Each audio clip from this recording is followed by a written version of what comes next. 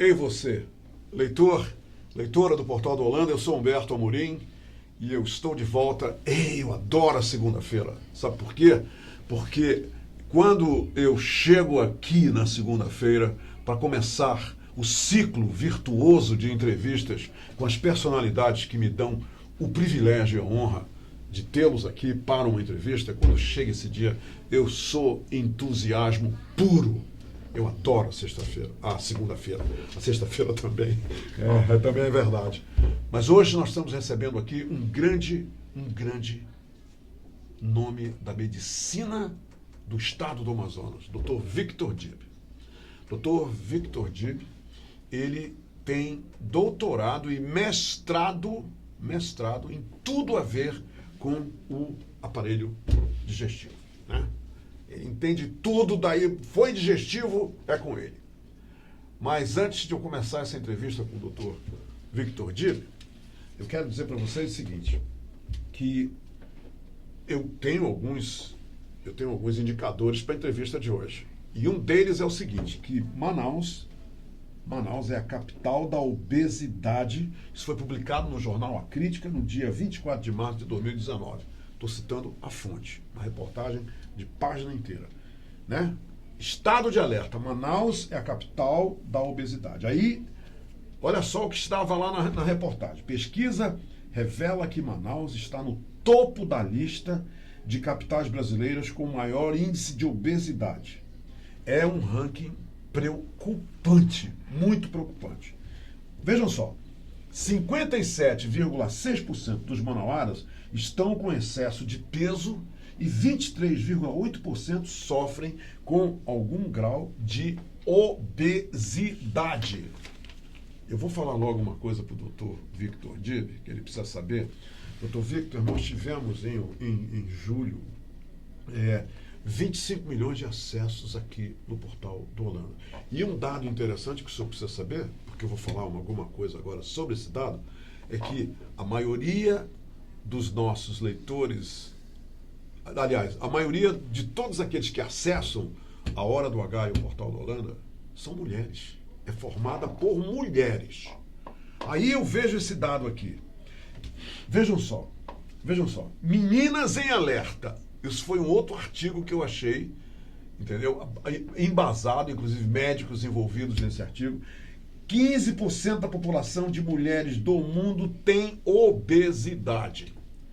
Essa doença crônica atinge 600 milhões de pessoas globalmente, segundo a Organização Mundial da Saúde. Outra coisa importante. Pronto, agora vai começar essa entrevista. Porque o que eu quero é justamente cutucar vocês, que vocês fiquem alerta sobre o que nós vamos discutir, dentre outros assuntos aqui na entrevista, porque ele é um especialista, ele vai ou não confirmar isso que eu pesquei por aí. Entenderam? Então é o seguinte, a cidade brasileira com maior incidência em mulheres com mais de 18 anos é Manaus, com a maior incidência de obesidade. É Manaus, com 24,1%, segundo dados da Vigitel. Estudo sobre fatores de risco e proteção para doenças crônicas do Ministério da Saúde, o Vigitel. Esse é o Vigitel. Então, eu vou repetir, a cidade brasileira com a maior incidência em mulheres com mais de 18 anos é Manaus. Estou falando de obesidade. 50 milhões de meninas, 6% da população mundial entre 15 e 19 anos vivendo com obesidade. 52,5% dos brasileiros estão acima do peso e 17,9% de todos os brasileiros, mais de 200 milhões, têm obesidade. E agora? Dr. Dib, seja muito bem-vindo à Hora do H. Eu fiz essa celeuma toda aqui porque é justamente, nós vamos focar sobre essa questão da obesidade, que uma coisa que me preocupa é que eu usei aqui e vi em vários artigos que a obesidade é uma doença crônica. Seja bem-vindo. Em primeiro lugar, Humberto, já lhe conheço de longas datas e queria agradecer imensamente a oportunidade de estar aqui no seu programa. Eu sei que é realmente um programa de ampla repercussão e onde nós vamos poder passar informações para um público muito amplo, o que nos agrada muito, porque este tema é um tema de fato preocupante e alarmante até. Você fez uma pesquisa muito bem feita, esses seus dados são reais. O Brasil ele teve um incremento na obesidade em torno de 60% na última década, e de fato Manaus é a capital da obesidade no país. Alguns fatores provavelmente locais, o tipo de alimentação, o estilo de vida, mas o Brasil inteiro está obeso, acompanhando vamos dizer assim, a tendência mundial. E isso nós observamos a partir do momento em que houve a globalização, em que os meios de comunicação, ou a comunicação se tornou muito mais facilitada através da internet. Você hoje consegue imitar o estilo de vida que prevalece no mundo, que é o estilo de vida ocidental, sobretudo o proveniente dos Estados Unidos. E lá é o país que tem mais obesos no mundo, né? Estados Unidos, por conta do padrão alimentar deles. Esta questão da obesidade, ela vem se desenvolvendo, sobretudo a partir da década de 70. Antes nós não tínhamos tantos obesos. É importante que se diga o seguinte: existe sim um fundo genético para que se desenvolva a obesidade. Isso é fato. E isso se aplica a todas as pessoas ou só a um grupo de pessoas? Então, o paciente que desenvolve, a maior parte dos pacientes que desenvolvem obesidade tem uma predisposição genética, mas a genética sem o gatilho, e o gatilho são os fatores ambientais, ela não vai.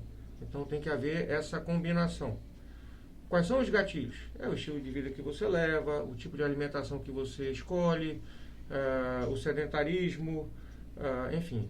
As escolhas do teu estilo de vida, os seus hábitos alimentares, muitas vezes impostos pelo ambiente onde você vive, são os principais gatilhos que, no indivíduo que tem a tendência genética para desenvolver a obesidade, acaba deflagrando a obesidade. E esses gatilhos hoje são muitos. Mais uma vez, a gente entende hoje que, se nós compararmos, por exemplo, a nossa infância com a infância e a juventude de hoje, eram diferentes. Nós brincávamos, nós suávamos, a gente subia em árvore, aquelas brincadeiras que se faziam na calçada, no pátio de casa, isso não existe mais hoje. É verdade. Então, isso é só um exemplo muito simples para mostrar que o estilo de vida contribui e muito para o desenvolvimento da obesidade. Obviamente, não podemos deixar de falar do fator alimentar, que também mudou muito. O ritmo de vida hoje nos obriga, muitas vezes, a buscar facilidade. E a facilidade está no alimento pronto. O alimento pronto é um alimento processado, é um alimento sem fibra, é um alimento que não te nutre, entretanto, com excesso calórico muito grande e que contribui para o desenvolvimento da obesidade. Isso vem desde a década de 70, como eu vinha falando, porque se entendeu naquela época que a gordura era o principal vilão pelas mortes por infarto cardíaco. Infarto, entupimento das coronárias. Aí, nos Estados Unidos se optou pela redução de 10% da gordura da dieta e em substituição a isso veio os carboidratos. Foi um tiro no pé. O carboidrato no organismo vira gordura e agora criou-se uma geração de obesos que está matando muito mais por infarto do que há 4 décadas. Então, quer dizer, foi um tiro no pé mesmo. Um dado importante que você falou, as mulheres, né, são mais prevalentes em relação à obesidade que os homens. Isso em todo lugar. O que nós não sabemos exatamente é se este é um fator real ou é um bias, que a gente chama, um vício. Por quê? Porque as mulheres talvez busquem mais a ajuda do que o homem. O homem é mais relaxadão, o homem está obeso, sim. Tudo bem, o homem ser obeso, é obeso, tudo bem. A mulher não. A mulher é muito mais cobrada. Tem uma questão muito mais de autoestima com a mulher do que com o homem. Se você tem um casal de obesos, o homem é obeso e cobra da mulher que é obesa porque ela está obesa. Interessante. Entende? Isso, então ele não quer a mulher obesa.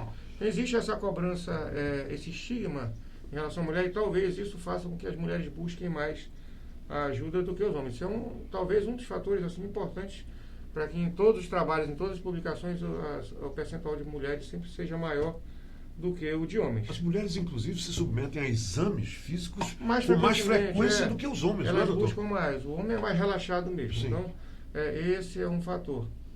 Mas a obesidade está tomando conta do mundo. Então, me diga uma coisa. Eu me lembro, na década de 70, em shoppings americanos, eu ficava observando como existem obesos. Quer dizer, já naquela década, nos Estados Unidos, eu percebia o número de pessoas passando por mim obesas, enormes.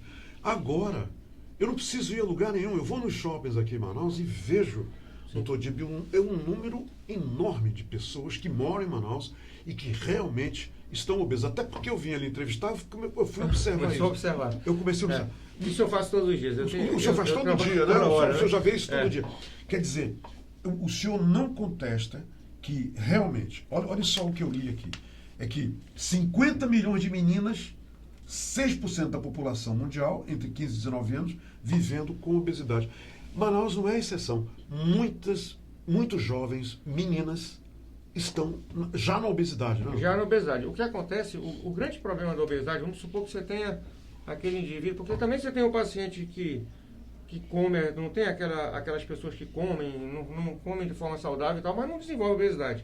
É o que eu falo, existe o fator genético. É verdade. Mas você pode se contrapor a isto tendo hábitos adequados. O grande problema é que as pessoas não percebem o momento em que elas perdem o controle da situação. Por quê? Você começa a infligir em algumas normas comportamentais, por exemplos que tem em casa, por exemplos que tem no ambiente onde você vive, e acaba adquirindo peso ano após ano, de forma mais ou menos paulatina. E aí que vem o grande problema. O seu metabolismo começa a se adaptar a essa carga de peso a mais. E começa a ficar confortável com isso. Então, quando a pessoa se dá conta que está obesa, que está começando a ter problema, meu joelho já dói, eu já não durmo direito porque eu ronco demais, eu não respiro bem quando eu deito. Eu tenho azia porque fico refluindo o tempo inteiro. Não consigo colocar minha meia. Não vou colocar minha meia. Então, quando a percepção da obesidade já está nesse ponto, significa o quê? Que isso já vem se desenvolvendo há muitos anos e que metabolicamente o seu organismo já se adaptou a isso. Doutor Dib, será que as pessoas... Isso acabou de passar aqui na minha cabeça. Não se olham no espelho e não veem, e não fazem uma autocrítica... Não. Porque, por exemplo, eu estou vendo uma coisa interessante na internet. Eu não sei se o senhor já viu. Eu tenho visto mulheres na internet, gordas, obesas, tirando fotos e dizendo: eu sou linda, eu sou gorda e linda, eu não tenho vergonha da minha gordura, eu não tenho vergonha da minha aparência, porque eu sou... Tem umas que tiram até a roupa e começam a mostrar partes do corpo. O senhor já viu isso? Quer dizer, será que não é uma maneira que essas mulheres estão encontrando para justamente quer dizer, caminhar ao contrário do que todo mundo acha dela? Existe. A obesidade está muito vinculada ao fator psicológico e emocional também. Tá? Então, o mecanismo de defesa de cada um varia muito. É por isso que quando a gente trata com obeso, nós precisamos ter uma equipe multidisciplinar, onde nessa equipe está incluído o psicólogo. Porque isso é um assunto sensível, né? Muito sensível. Muito. O fator psicológico e emocional é muito importante. Inclusive, um dado importante para você é que o carboidrato, sobretudo, ele é um excelente antidepressivo e um ansiolítico. E que cria dependência também. Olha só. É verdade. Você come... é como dependência... Dá prazer, né? Traz prazer para a pessoa. É como dependência de droga. Só que o que acontece? Existe uma situação que chama taquifilaxia. O que é isso? Você ingere um determinado produto, um alimento que vai te dar prazer, te deu prazer. Isso é inconsciente, tá? Você não é um prazer, você tem um bem-estar. Por quê? Porque você deflagra lá no teu hipotálamo um estímulo ao receptor de dopamina, que é o hormônio do prazer, que é o neurotransmissor do prazer. Sim. Muito bem.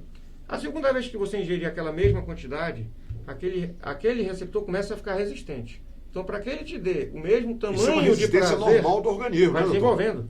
É. Então, para que você continue a ter aquele prazer com aquele alimento, por exemplo, você precisa ingerir uma quantidade maior, porque aquela primeira quantidade já não vai te dar o mesmo efeito. Claro. E aí você vai aumentar. Não é assim maconha, né? O pessoal vai para maconha e vai precisando de uma droga mais forte. Exatamente. É o mesmo processo. Acontece isso. Entendeu? Com a comida. Com a comida. Então, só para você ter uma ideia, por que eu estou falando isso?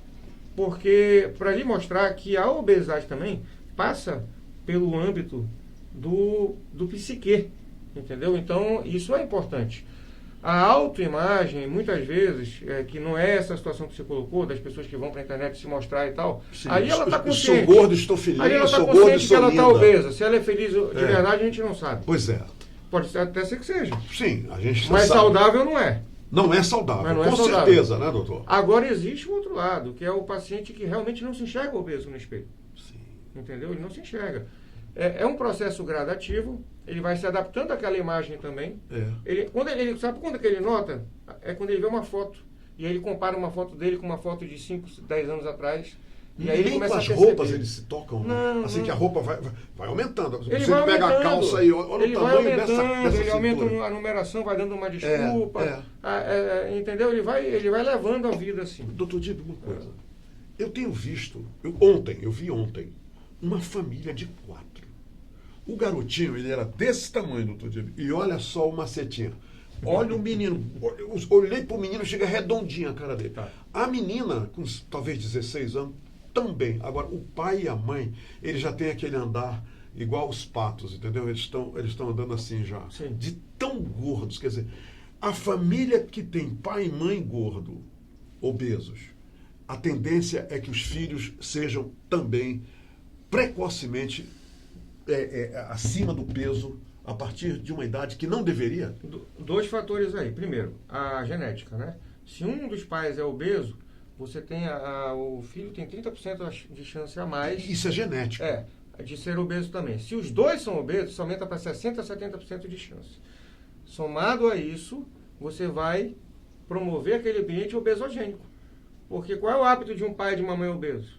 São hábitos que levam à obesidade. Então você tem um filho com um potencial genético para aquilo e coloca eles num ambiente fértil. Quer dizer, o potencial genético já faz parte da Já faz composição parte. das crianças. E os hábitos ali são potencialmente geradores de obesidade. Então a criança rapidamente vai desenvolver obesidade. A última vez que eu estive nos Estados Unidos, eu vi acontecer na minha frente. O pai dizer, um amigo meu conversando comigo, dizer, aqui em casa não entra refrigerante. Aqui em casa não entra refrigerante há muitos anos, há muito tempo. Por quê? Isso é um americano falando. Porque o refrigerante é uma droga. Nenhum pai deveria comprar refrigerante e levar para casa. Ele está levando uma droga para casa, porque tem gente aqui em Manaus, eu conheço, jovem, que toma 1 litro inteiro de refrigerante, daqueles grandes assim, e isso todo dia. Como o senhor analisa o que disse meu amigo americano? Que o refrigerante lá nos Estados Unidos já estão considerando uma droga que em muito contribui para a obesidade. O refrigerante, além de ter... Você tem o refrigerante diet, né? Mas apesar disso, eles são aditivos, ou seja, eles provocam a dependência. Isso é um fator. Segundo... O refrigerante, a pessoa pode se tornar dependente de refrigerante? Acaba tornando, você vê que, sobretudo, alguns, né? Não vou citar nomes aqui, mas existem alguns refrigerantes que são mais ainda, mais do que outros. Sim. Teor nutritivo 0. Então... E as pessoas do lei, né? O que está lá no rótulo. Então, quer dizer, nutritivo 0, doutor Diogo. Você consome aquilo sem nenhuma finalidade, além do prazer de consumir. Digo mais, suco de caixa, mesma coisa, viu?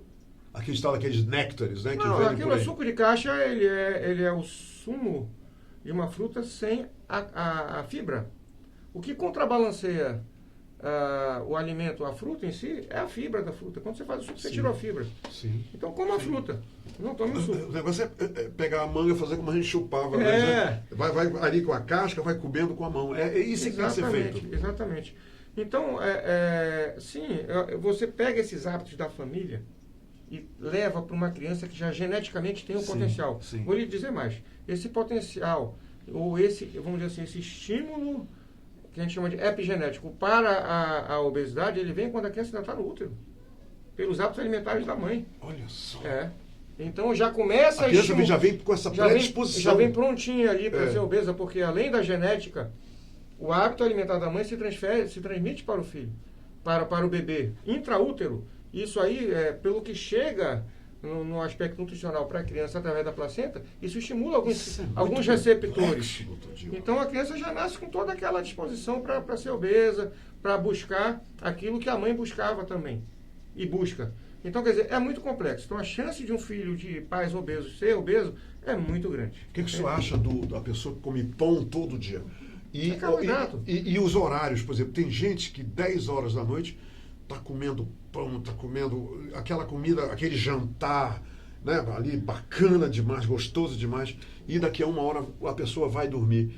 Isso é grave, esse hábito contribui? Deixa eu lhe falar uma coisa importante. Deixo. Nós, seres humanos, viemos de uma evolução. Os nossos ancestrais de bilhões de anos alimentavam-se de vegetais. Sim. Com fibras, e eles tinham que ter um intestino muito longo para poder digerir aquilo que eles comiam. Nosso aparelho digestivo, ao longo dos anos, não acompanhou a evolução que houve e a mudança que houve no nosso padrão de dieta. Quer dizer, aqui fora. O nosso intestino... Aqui fora. Então nós tivemos nas últimas décadas uma mudança muito importante no padrão dietético. O nosso intestino não acompanhou isso na evolução. Então nós ainda temos um intestino quase, vamos assim, dos primatas. Então o nosso intestino é para digerir muita fibra. Só que nós não comemos mais fibra.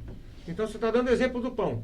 O que é que tem de fibra no pão? Um pão normal? Sim. Nada. É carboidrato. Você vai digerir nos primeiros centímetros do jejum, que é a primeira porção do intestino, ele já foi totalmente absorvido.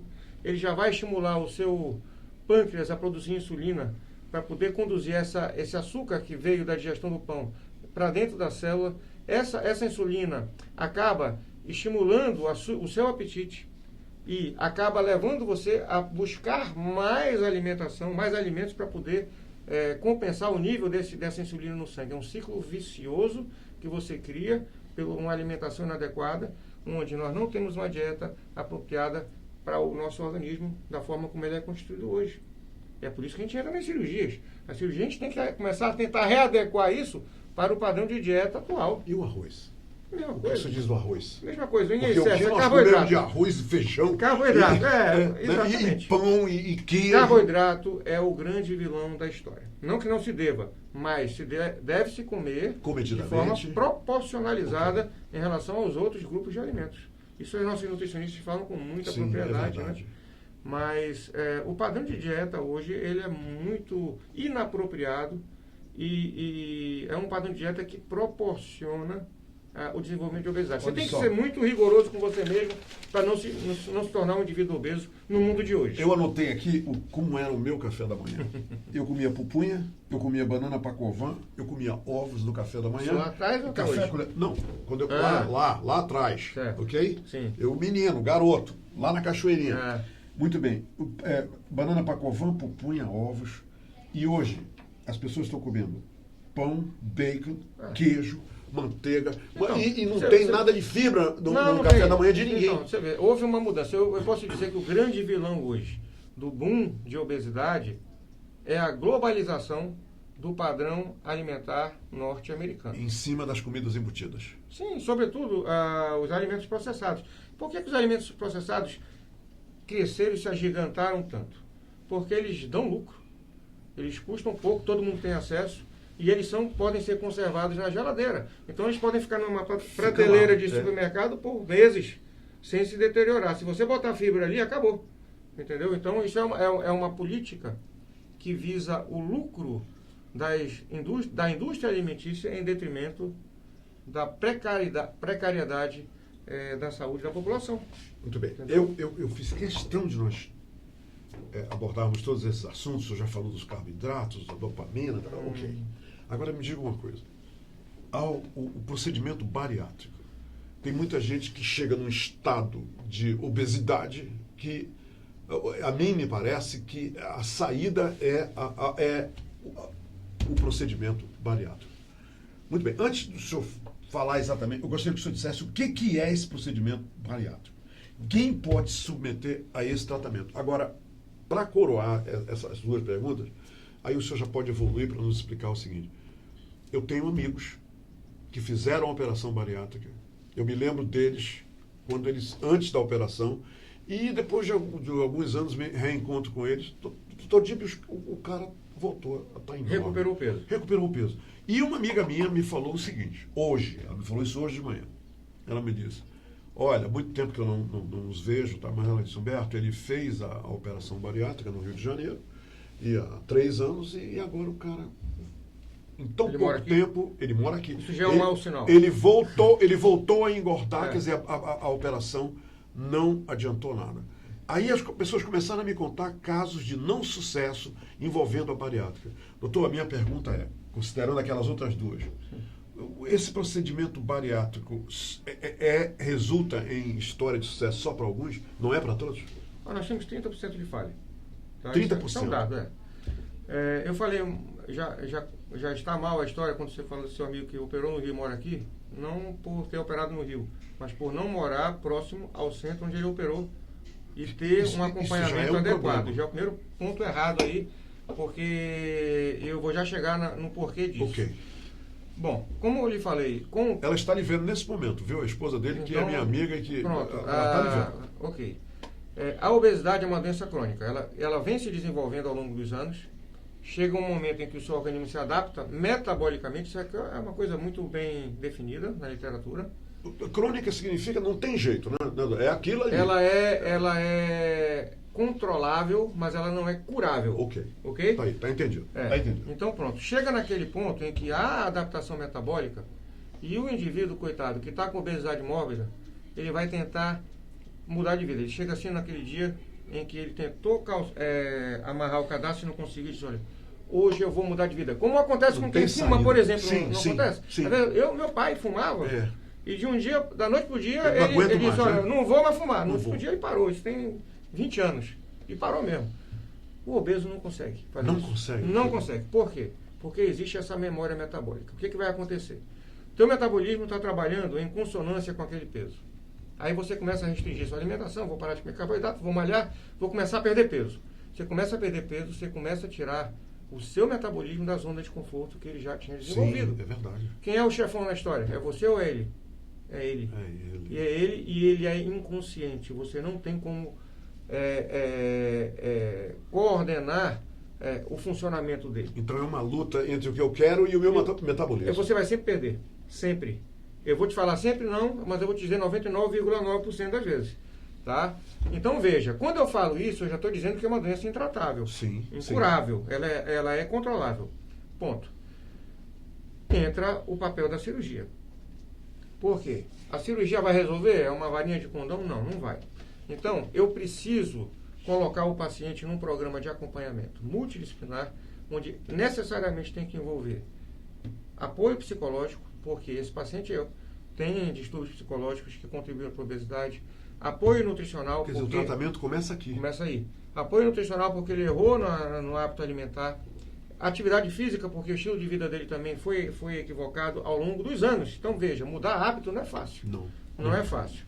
E, se eu não associar a isto um procedimento que seja adequado para aquele paciente específico, porque existem vários, viu, Humberto?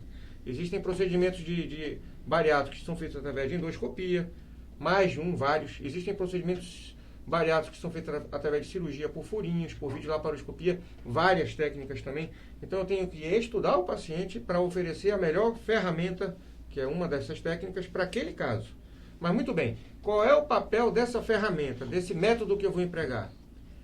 É simplesmente atenuar aquela memória metabólica. É como se eu chegasse ali e passasse uma borracha na memória. Ou seja, ele vai estar recomeçando a vida dele ali. Mas é o que eu falo para meus pacientes. Veja, você não nasceu obeso. Você desenvolveu obesidade. Sim. Ao longo dos anos. Então, quando ele operar, vamos encarar como se você tivesse tido uma segunda chance. Você está nascendo de novo ali. Você vai perder peso com a cirurgia, todo mundo perde no primeiro ano. Mas se você errar de novo... Disciplina é o nome do jogo. Se você errar de novo, você vai voltar a ser obeso lá na frente. E então, isso o senhor diz para o cara antes da operação. Lógico. O senhor fala isso. Exatamente, a gente precisa dizer isso, tem que ser claro. A cirurgia não vai lhe salvar da obesidade. A cirurgia vai lhe dar uma chance, porque com a cirurgia o seu metabolismo não vai ser o inimigo. E a qualidade de vida, quer dizer, ela vai melhorar com a perda de peso. Exato. Então acontece duas coisas quando nós operamos. O metabolismo esquece que ele tinha que lhe manter naquele peso. Segundo, o apetite reduz, o que é muito importante no primeiro ano, porque quando a fome não incomoda, mas o paciente também não fica agitado por não poder comer, é simplesmente a ausência de fome. Isso facilita para que nós coloquemos o paciente no programa de acompanhamento nutricional e ele tenha a chance real de desenvolver novos hábitos. Porque com fome ele não consegue. Agora, se a fome está atenuada também, ele consegue seguir aquele regime de orientação. E dia após dia, em um ano e meio, isso virou um hábito. É o grande problema dos pacientes que voltam a engordar. Depositam na técnica cirúrgica a ela toda a importância do tratamento. Pronto, agora acabou. Estou magrinho e vou continuar. Já operei. Tem gente que fala, eu vou operar, aí eu vou poder comer o que eu quiser, fazer o que eu quiser. Você está entendendo? Olha aí. Então, aí é armadilha, né? É um conjunto, Humberto, de ações que precisa ser desencadeado desde o primeiro, antes da cirurgia.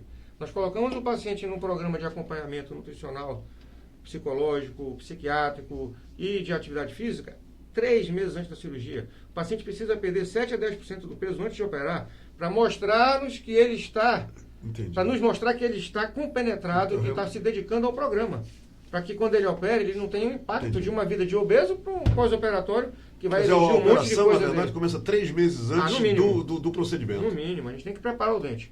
Não todos, mas, porque existem também, vamos dizer assim, algumas situações em que, com o passar dos anos, houve alguma intercorrência cirúrgica, onde você precisa corrigir anatomicamente aquela cirurgia, mas não é a maioria. A grande maioria dos pacientes que recupera peso foi falta daquele primeiro ano de pós-operatório, onde ele deixou de fazer o dever de casa, que era tentar mudar o estilo de vida dele. E ele não fez. O paciente não pode imaginar que com a cirurgia ele vai poder se manter magro, mantendo os hábitos de vida que ele tinha antes da cirurgia. É muito simples. É simples. Então, essa conta não bate. Você não pode ter uma vida completamente descoordenada, desordenada, e esperar, como recompensa, uma vida saudável, um organismo saudável. Isso é inviável. Você tem que trabalhar as duas coisas. Entendeu? A cirurgia, ela representa uma coisa. Eu quero mudar de vida. Ponto. Entendeu? É isso que a gente busca. Agora, a mesma coisa, o que a gente faz? Por exemplo, se o paciente não está tão obeso, porque a obesidade é classificada em graus. Tem grau 1, grau 2, grau 3. Por exemplo, no grau 1, eu não preciso operar o doente. Por quê? Porque essa memória metabólica ainda não está tão intensa. Então, eu posso contrapor-me a esta memória com um método endoscópico, sem operar. Através de endoscopia, eu faço um procedimento que vai ser do tamanho do problema dele, para resolver aquele problema menor de uma obesidade mais leve. No indivíduo que está muito obeso, não. Aí eu preciso da cirurgia. Claro. E dependendo do grau de obesidade, de uma cirurgia mais ou menos agressiva. Agressiva no sentido de mudar a anatomia internamente. Então, existem várias técnicas, entendeu? Então, eu não sei se eu respondi suas perguntas, mas a cirurgia ela é muito efetiva, é o único método efetivo hoje para se contrapor à obesidade mórbida. Não existe outro. Quer dizer, é o método radical. Que não é o único para resolver a mórbida. A mórbida, não tenha dúvida. E eu queria lhe falar o seguinte, uma coisa muito importante. São duas doenças que andam juntas e que são crônicas e que estão mais ou menos no mesmo patamar de prevalência, que é a obesidade e o diabetes. Entendeu? Você engorda e ela chega. É isso? Se você vai no... Pessoas que não são diabéticas... A obesidade predispõe a terem diabetes. A incidência de diabetes no doente obeso é muito maior do que no paciente não obeso. Muito maior. Não que você não tenha diabético não obeso, existem. Sim. Porque também o diabetes são vários tipos. A maioria dos obesos é diabético? Hoje, quer dizer, um obeso... Não, a maioria dos obesos não... Eu já sou obeso, pronto, acabou. Eu sou diabético necessariamente? Não, aí a gente precisa diferenciar. Porque a obesidade a gente fala como um todo, né? Sim. Mas você não conhece aquele paciente que é obeso mais aqui no abdômen? É verdade. E às vezes ele não é tão obeso quanto em relação a um outro paciente muito obeso, mas com aquela obesidade mais distribuída pelo corpo, que é mais ou menos, que é mais comum nas mulheres, que é a obesidade que vai mais para os quadris, para as pernas e tal. Então veja, o paciente que é obeso, que não é tão obeso e que tem aquela gordura central no abdômen, ele aquela barriga de cerveja que chamam, não é? Exatamente, ele frequentemente vai desenvolver o diabetes como parte de uma síndrome que chama síndrome metabólica. O doente que tem uma obesidade mais distribuída, ele às vezes é muito mais pesado do que o outro, que tem obesidade central, e não desenvolve diabetes. Interessante isso. Então, dependendo do tipo de obesidade, essa obesidade está mais vinculada com as doenças como diabetes, com as doenças como alteração do triglicerídeo e colesterol, com doenças como a gordura do fígado. Você sabia que hoje uma das principais indicações de transplante hepático é a cirrose provocada pela gordura? E não pelo álcool, e não pelo vírus? Eu não sabia. Então, você vê, é uma doença que... Quer dizer, a cirrose provocada pelo excesso de gordura. Porque a primeira fase da gordura no fígado chama estatose hepática. Depois você vai para a estatohepatite. Depois você vai para a fibrose. Depois você vai para a cirrose. O fígado dá algum sinal para a pessoa que isso está acontecendo? Na fase inicial, não. Não, zero. Não, mas eu sei que se eu vir um paciente obeso com obesidade central grau 1, obesidade leve, esse paciente tem obesidade no O fígado. senhor, só de olhar, o senhor já... Não, porque faz parte do Faz- conjunto. sim, sim. Você vai fazer um ultrassom ali, o fígado está lá gorduroso. E esse é o paciente que vai desenvolver diabetes, porque o fígado fica resistente à insulina. E o pâncreas tem que produzir mais insulina para dar conta dessa resistência. E aí tem uma hora que ele vai entrar em falência. E aí vem o diabetes. Para a gente, o senhor concorda que para nós não entrarmos nessa, cruzarmos essa linha entre, né, o peso ideal e o excesso de peso, fechar a boca e saber fechar a boca e Com saber orientação. escolher com orientação e saber escolher o que vai comer e quando é também um bom método Muito para importante. prevenir isso. Muito importante, sim, com certeza. Sobretudo se empregado antes da fase da obesidade instalada. Com a Porque memória depois que ela metabólica se instala, até fechar a desenvolvida. boca não adianta nada. Desenvolvida. Uma notícia importante, Humberto. Hoje nós sabemos isso, nós descobrimos por acaso, que essa cirurgia que a gente faz, que antes nós designávamos como cirurgia apenas bariátrica, porque baros vem de peso, que era uma cirurgia para perda de peso, controle do peso. Hoje nós sabemos que ela é muito mais metabólica do que bariátrica, ou seja, ela conserta aqueles transtornos que a obesidade central deflagrou e levou ao desenvolvimento daquelas doenças todas, porque é uma miríade de problemas que vem associado, como eu falei, hipertensão, Sim. diabetes, hipertrigliceridemia, apneia do sono, esteatose hepática, tudo isso relacionado à obesidade central. Os outros problemas relacionados com Estamos falando dos problemas Relacionados cardíacos, com- né? é. Que causam. infarto do miocárdio, Sim, AVC, exato. problemas relacionados ao peso em si, que são as artropatias, as varizes, etc. Problema psicológico. Mas, enfim, essas cirurgias que antes se imaginava que só reduziam o peso, elas também atuam metabolicamente. E como é que se descobriu isso? Pacientes que entravam obesos no hospital, imagina só, quando eu opero um obeso, ele vai perder peso ao longo de 1 ano, tá bom? Ok. Ele não vai sair do hospital magro. Não, claro. Pronto.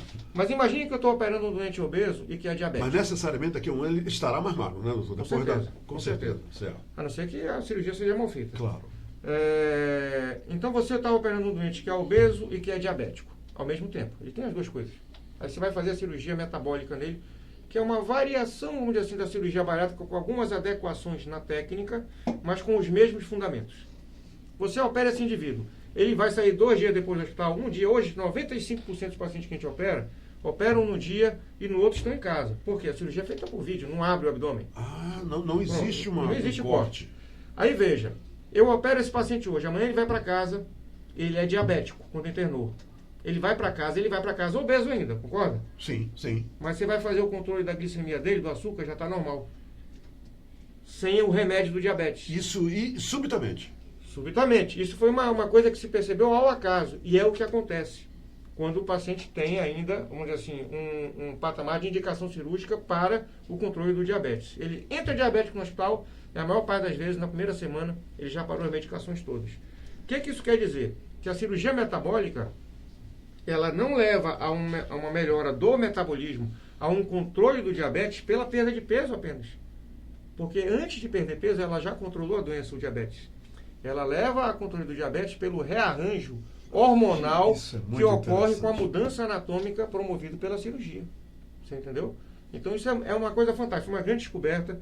E hoje se estuda muito, já se tem pelo menos 11 estudos randomizados controlados no mundo, de forte impacto, estudos muito bem feitos e publicados, que comprovam essa eficácia da cirurgia no controle do diabetes. Então, de tal forma que a Federação Internacional do Diabetes, as sociedades de endocrinologia já colocaram dentro do algoritmo de tratamento do diabetes como uma das pontes ali a opção da cirurgia para tratar o diabetes. Isso nunca havia acontecido e a gente já vinha falando disso há mais de uma década. Agora, recentemente, há 1 ano e pouco, isso foi aceito pela Sociedade de Endocrinologia Mundial. Aí uma boa notícia. Sim? Uma boa notícia. Então, Dr. Victor Dib, muito obrigado por ter vindo aqui. Tá bom, Beto. Acabei de entrevistar aqui um grande profissional, o Dr. Victor Dib, que tem mestrado e doutorado em cirurgia digestiva. muito obrigado, Beto. Eu sinceramente, eu me sinto gratificado em tê-lo entrevistado e sei que os leitores e leitoras do Portal do Orlando, milhares de vocês que acompanharam os depoimentos do Dr. Victor foram beneficiados. Eu me sinto muito beneficiado. Quero, antes de acabar a entrevista, além de lhe agradecer, mandar um recado para o seu pai, Calil. o meu querido Calil, e dizer para ele o seguinte, que aquele encontro que nós marcamos em Paris. Eu lembro. O senhor, eu lembro. Olha, Calil, eu não sei se você está assistindo, mas eu vou falar uma coisa para você. Eu jamais desisti e jamais irei desistir do nosso encontro em Paris com a roupa do corpo. Esse é o detalhe do encontro lá em Paris. Eu e o Calil com a roupa do corpo, nós vamos embarcar e vamos para Paris para tomar um vinho. Isso vai acontecer. Isso vai acontecer. Vamos harmonizar com um camembert maravilhoso. Eu e você no Champs-Élysées, naquela calçada maravilhosa no Champs-Élysées. Eu e você, Calil. Nós vamos fazer isso, tá? Olha, esse encontro vai acontecer. Que legal, vai sim. Tenho certeza que vai. Recomendações da sua mãe, seus irmãos. Muito obrigado, Humberto. Olha, foi uma honra entrevistá-lo. Eu queria dizer o mesmo, foi uma honra para mim estar aqui, a gente poder falar desse assunto na sua presença. Obrigado por ter conduzido tão bem aí essa conversa. Foi uma grande honra poder ter participado. Espero que tenha sido elucidativo aí para os seus ouvintes e que a gente possa ter contribuído de alguma forma aí para informar sobre o que está acontecendo. Daqui a pouco... Onde é que você atende? As pessoas quiserem falar contigo... Eu atendo lá no Boulevard. Ali no Boulevard, no instituto que leva o meu nome, Instituto Victor Dive. Victor, e tá lá uma placa bacana lá no Boulevard. Lá no Boulevard. No Boulevard Amazon. Agora, queria dar uma informação, nós vamos... eu estou viajando para Madrid agora no próximo final de semana. Nós vamos participar do Congresso Mundial, eu vou apresentar algumas aulas lá sobre obesidade e diabetes. Claro. Vai ser um congresso para 3 mil participantes. E uma notícia que eu quero dar aqui para o pessoal local... Em março de 2020, 5, 6 e 7 de março de 2020. 5, 6 e 7 de março de 2020. Isso vai ser divulgado amplamente claro. ainda. Nós vamos trazer para Manaus um dos maiores congressos internacionais em cirurgia bariátrica e metabólica do mundo. Chama-se BEST, Bariatric Endoscopic Surgical Trends, que é de um colega meu, o Dr. Newton Toco Cabarrara, com doutorado e professor da Faculdade de Medicina do Estado de São Paulo. Olha, que grande notícia. Onde nós vamos trazer um faculty, os professores... do mundo inteiro. E o evento vai ser em Manaus. Aqui em Manaus, nós vamos fazer algumas cirurgias, pelo menos umas 15 cirurgias ao vivo para o público médico. Vai ser uma coisa que vai marcar. E é a primeira vez que acontece? Primeira vez que acontece na Amazônia. Esse evento não acontece no Brasil há 10 anos. Há 10 anos. E nós estamos trazendo para Manaus em março do ano que vem. Victor, ok? Parabéns. Ok. Muito obrigado. Parabéns, muito obrigado. Foi um prazer. Boa tarde. Gente, por hoje é só. Né? Amanhã nós estaremos de volta e nós vamos... na entrevista de amanhã, entrevistar uma novel advogada. Uma garota que formou-se em Direito, passou no concurso da OAB e agora ela vai nos contar quais são os primeiros passos de uma advogada depois desse processo. Academia, o teste lá da OAB, né, para você se tornar um advogado, porque antes você é bacharel, aí...